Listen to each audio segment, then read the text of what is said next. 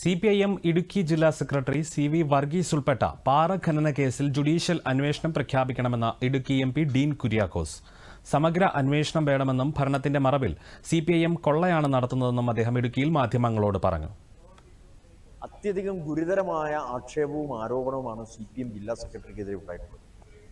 അത് സംബന്ധിച്ച് അദ്ദേഹത്തിന്റെ പ്രതികരണവും വളരെ മോശമായ തരത്തിലാണ് ഇപ്പോൾ പുറത്തു വന്നുകൊണ്ടിരിക്കുന്നത്.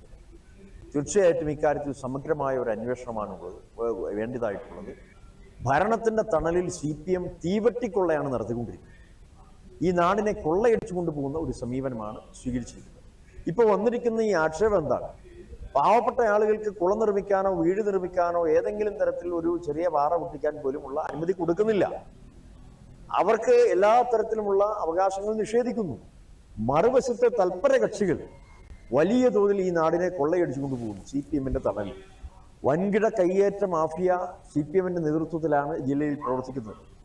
പാവപ്പെട്ട ഏതെങ്കിലും സർക്കാർ ഇത്തരക്കാരെ സംരക്ഷിക്കുകയാണെന്നും CPIM അഴിമതിയുടെ കരിനിഴലിലാണെന്നും ഡീൻ കുര്യാക്കോസ് കുറ്റപ്പെടുത്തി.